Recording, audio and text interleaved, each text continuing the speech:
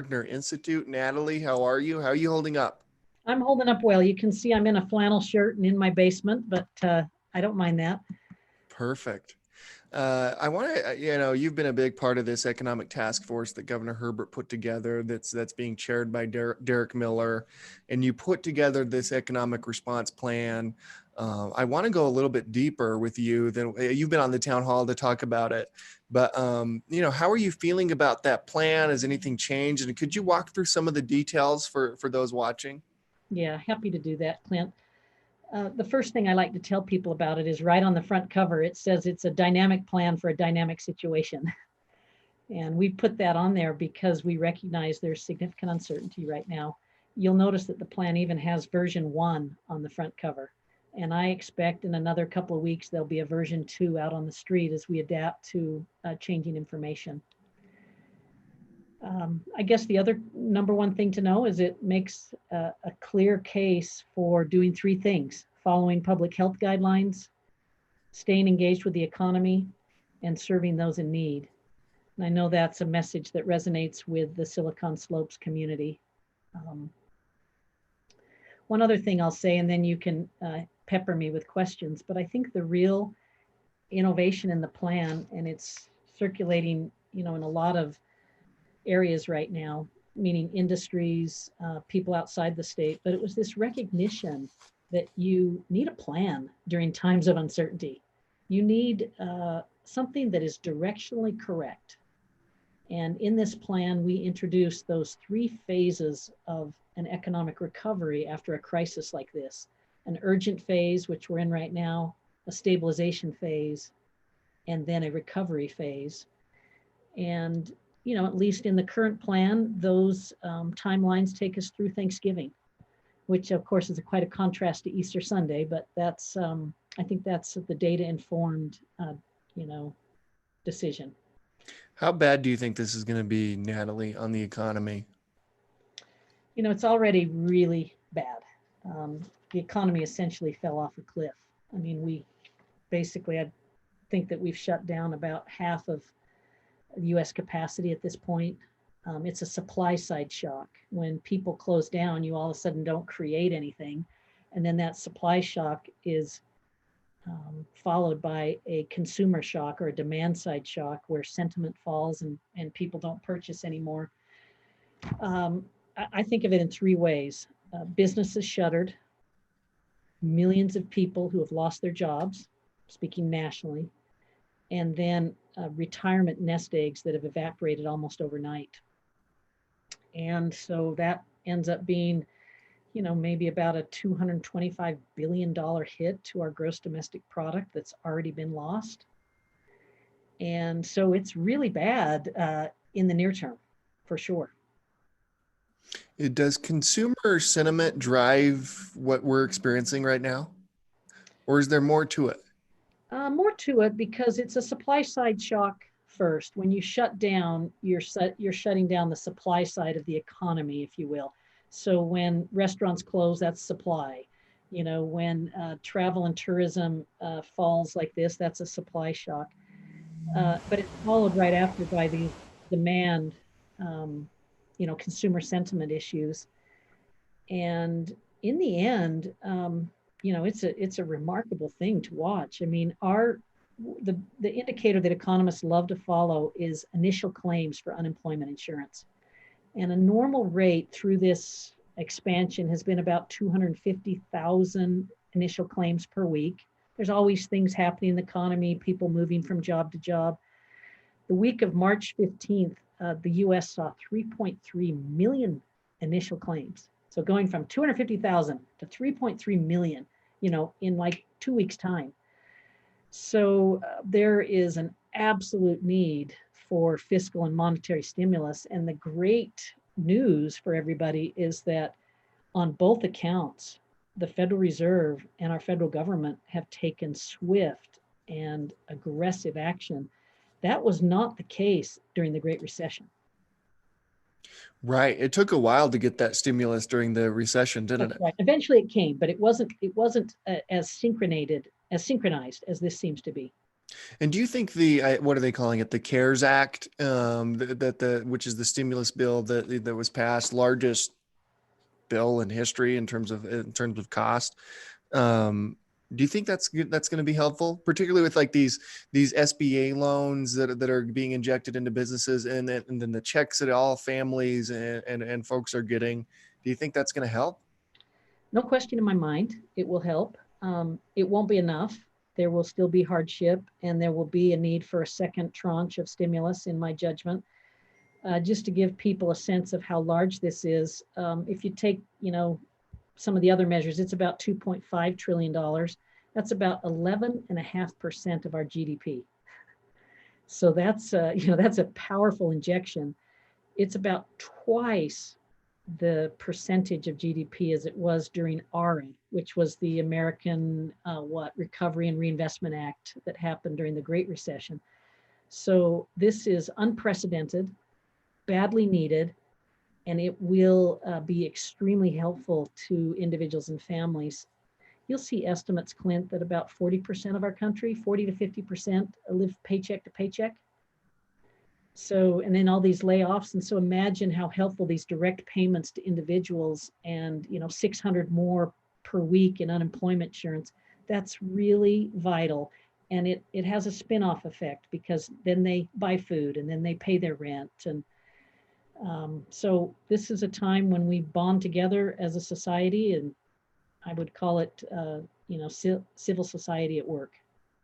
What does recovery look like, Natalie? Like how will we know we've entered recovery and not what we're currently in, which is a crisis? It almost feels like a free fall. Yeah. Well, that's why these phases are so important. So if I take a Utah lens on it, and I do this with great humility. You're asking the question, but how am I to know? Yeah. So I approach it with great humility. But from what I read and have seen and the experience I have, I would suggest a couple of things. It won't always feel like it feels today. Uh, we are testing, medical innovations are occurring, herd immunity is developing. A vaccine, we have every reason to believe a vaccine will be created. And so, if I were to pick the timeline, I'd say that by late April, early May, Utah peaks in terms of our health emergency, and then it starts to taper. But we'll be until, I would guess that we will be teleworking and in a slow down, shutdown kind of mode, through mid to late May.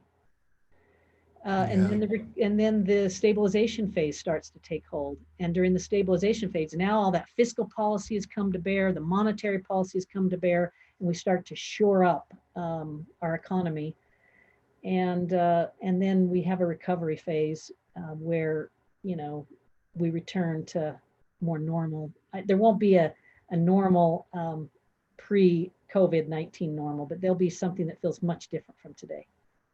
What do you think? I had John Huntsman on a few days ago, and he wrote an op-ed in the Deseret News, I believe, calling for the state to dip into the rainy day fund. I believe there's almost $1 billion in the rainy day fund. And his comment on the live we did with him, and there have been others calling for this, but he just pops into my head here. He's calling for $300 million from the rainy day fund put into small businesses. And his comment on the live, and I believe he said the same thing in his article, is if it's not raining now, when is it? Do you agree with that just overall assessment that it's time to tap into the rainy day fund? Well, here's what I think is not commonly known, Clint, and I think it's important to address that question in this way. Our first line of defense from state government is the 24 million that they appropriated during the session. It was emergency funds. My understanding is that that's already been spent for personal protective equipment, and it's happening. And this is why you're hearing talk of another special session probably within the next 2 weeks. So the first line is the 24 million. The next line is what the Governor's Office of Economic Development released this week. I think it's powerful what they did. They took funds that were going to be used for business expansion and redirected them towards small businesses in this state, and through the Utah Leads Together Small Business Bridge Loan Program. It's, somewhere north of just over $9 million. But by my calculations, that will help about 450 small businesses in this state. That's powerful. If you look at the plan, so on your question on the rainy day fund, the plan's very specific on this. I would say that Governor Herbert and the legislature are very mindful of what to do. And what they call for is first using what's called the working rainy day fund. And it's almost the same size as the budget reserve accounts, or what you're referring to as the rainy day fund. So are you familiar with that, Clint, the working rainy No, day fund? please, Okay. yeah, please I just talk think it's about that. helpful to Yeah. share this with people, because there's a sequence to these things. And the working rainy day fund is a state government that's very prudent, that has set aside, I'm going to look at the number here, about $804 million in cash funded buildings and roads. Cash funded buildings and roads. And what you can do with these working rainy day funds is you can take the cash that's been appropriated and you can convert it to borrowing. So let's just say, you're building a road, it has a 15 to 30-year life. It's appropriate to ask future users to pay for it through borrowing, right? We pay some and they pay some. And most every state would always borrow for physical infrastructure like that. In our state, they've been paying cash for a lot of these. So the first thing you'll see state government do is convert cash funded buildings and roads to needed funds for our state. It's only after that's exhausted that you'll turn to the rainy day fund. Oh, interesting. Yeah, and so, it's kind of interesting to talk about a rainy day. Believe me, our state has very good fiscal managers that are on top of this. And it's actually, if you look at the plan in the urgent phase, it talks about the 24 million and the redirection of economic development funds. In the stabilization phase, it talks about the working rainy day. And in the recovery phase, it talks about the rainy day fund. And I think that's the proper sequencing, because what you really want to use a rainy day fund for, at least the big budget reserve account, you want to use it to pay for school teachers if we have a fiscal crisis in the state. You want to use it to pay for critical infrastructure. And you always want to save some in case we have, heaven forbid, an earthquake. Right, which we Yeah. did. Yeah. So I Um, would just I would just encourage people to look at that phasing and look specifically in the plan at the state and local response, and you'll see that sequencing of state budget activity. And yeah, it's a rainy day now, and I think the state recognizes that. yeah, yeah, I agree. You mentioned something there, Natalie, that I want to go a little bit deeper on for those who are watching, and I think it's important, and I agree with you that it's going to have a significant impact.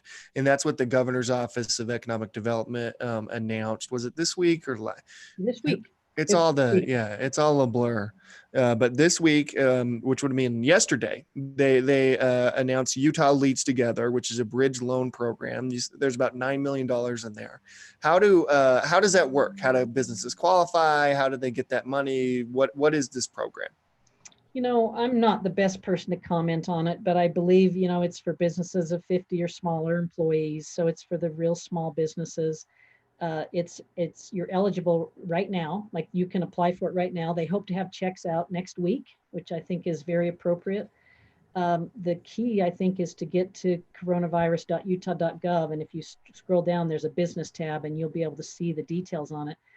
But I think that is the rule here is to act quickly, and then to target it as best you can. And we know that this is hitting small business very hard. A big part of the plan that was released in this task force that you're a part of is like, we got to get more testing ramped up. There's the whole health side of this. If you solve the health side of this, then we can tackle the economic side of this. There's been a lot of debate and discussion around a shelter in place, a stay at home order versus the stay safe, stay home. We had Lieutenant Governor Cox on one of these, and he's like, in all honesty, no one can really enforce any of these. It's really a communication strategy to tell people how critical it is to stay home. Do you Mm-hmm. feel like we've done a good job in terms of like balancing, between a shelter in place, a stay at home, and what the governor put out with the stay safe, stay home order or directive, I believe it's Yeah. called? Oh, I do. So these are the things that I've seen. I've seen us act quickly. I've seen, you can always have more clarity of communication. It's very difficult. But in the end, I think what I've seen from our governor and lieutenant governor is relying on the good judgment of Utahns, and so they've said, follow these public health rules. Health policy is economic policy right now. Keep your distance. I noticed in the governor's press conference this week, for the people who watched it, it had this awkward cadence where someone would walk out the door and do their thing and then walk away, and then someone would walk out the door. And as I was looking at it, I'm going, well, this is odd. And then I'm like, oh, they're keeping their distance, which is the right thing to do. But I think the lieutenant governor's right in the sense that we don't have a police state. We value freedom in this country. So I, I give credit to our state leaders, and at every level. I think Mayor Wilson, Mayor Mendenhall, Governor Herbert, and obviously other areas of the state. There's a saying, Clint, that anyone can kick down a barn. It takes, real goodwill to build a barn. It takes a lot of cooperation to build a barn. And this is a time where I'm really reluctant to point fingers. I'm Oh just, yeah, of course, I'm right? just thinking, get your, paddle in the water and row with this. And I've been really pleased at our state's response. Let me give you a couple of indicators. I know some people from the Harvard Business School that kind of saw that Utah Leads Together plan, and they were like, wow, this is interesting. I know that some folks from the Federal Reserve in San Francisco have taken note of it. We had a faculty member from the University of Utah on a Brookings Institution call yesterday where he was commenting about it. Our state is remarkable at times like this. Yeah, I totally agree. And I Yeah, agree with you as well. Like now's not the time to point fingers or, blast anyone on social media. Now's the time to get the work gloves on and get the shovel and let's start digging. You know what I mean? We got work to do at this point. yeah, it's true. And I was born, my mother gave me the gift of optimism, and I do have it even in a time like this. But when I look at our state's reserves, when I look at the collaboration, a lot that we're seeing from your community in these town halls and the connection that occurs there. When I look at, I serve on the OC Tanner board. I got an email from the CEO where he showed us that they're taking their productive capacity. As you know, they typically manufacture emblems and awards and jewelry. They're making personal protective equipment for Utah hospitals right now, and they're doing it pro bono. You know, it's amazing what we're seeing. I serve on the Primary Children's Hospital board. Got a heartwarming story this week dealing with an emergency there. It's just it's a time when we shine. I totally agree. I think the way our community is responding and the way the state, we as people are responding is nothing short of inspiring, right? The Yeah. way it's working. I mean, I've been on calls all morning around testing, and the way the tech community has come together to try to make sure that every Utahn who wants to be tested can be tested. The way we're coming together to do that is going to be, I think they're going to write books about it. It's unbelievable what's happening here in the state of Utah and the way that people are coming together. But on the testing front, and again, this is a big part of the plan that the task force put out, is that we need to get more testing ramped up. How do you think we're doing there? I hear good things, so we're blessed with ARUP laboratories. Um, they do a lot of testing regionally, but they have incredible capacity for our state. You have LabCorp, you have Intermountain, and then you have these private businesses that have, the testing regimens. Uh, we're hearing not only that we're testing now to get on top of this from a measurement standpoint, but we're developing the capacity to measure uh, testing in the future in a way that helps us manage this economy. Let me be really clear on that point, Clint. So we talk about an urgent phase, a stabilization phase, and a recovery phase. There's also the absolute reality that until we get on top of herd immunity and the vaccine, we're living with this, and that might be a 2-year proposition. I think that's on the outer end, but you could have a situation where this comes at us in waves, right? We get through this initial wave, we're trying to ramp back up, and then we get another wave of it. The testing will be absolutely key to the management of this moving forward. And when you can do random testing, not just people that have symptoms, but you can go out in the community and randomly pool test. Then we'll be able to more surgically shut down parts of our economy without doing it all. And I know that's a lot to just throw out there, but that's where this is heading, is we're going to be in an environment of uncertainty until we have a vaccine and immunity. And as a consequence, the testing is the way that we're going to manage the problem. Yeah, I totally agree. Testing is so critical right now. You know what I mean? We need to know who has it, who doesn't. We need to ramp that up. A couple more questions for you. President Trump put out a tweet today, and I never know whether to take the tweet seriously or not, but I actually thought this was a good idea around putting $2 trillion towards this infrastructure, this big infrastructure project deal that's been rumored for the past 5-10 years on the federal level to kind of rebuild America, like our bridges and increase our transport, all these different things, increase airport, not increase, improve airports, all improve bridges, all these different things. And he's talking about, he proposed, at least on Twitter, and I think that's how we govern now, which is a social media platform. He proposed like a $2 trillion proposal to do this, to get people back to work. What do you think of that? I think that falls right in line with how fiscal policy should work. If you're going to spend money, spend it wisely. And one of the things that is really appropriate to borrow for is infrastructure. I like that better than operations, for example. Yeah. And there's no question that our country could benefit from a lot of investment in infrastructure. So I actually love that idea. The way, how many jobs that would create, you know what I mean? It'd get us all working again. And the benefit is we get improved infrastructure throughout the entire country. Yeah, it's one of those, that saying to not waste a good crisis. And we have this federal government, by Washington standards, operated with lightning speed. Right. I mean, who knew, that they could do that? And that's really good. And so for the federal government to come together on some infrastructure spending, I think that would be positive. My final question for you, Natalie, is why have you never run for governor? Why aren't you?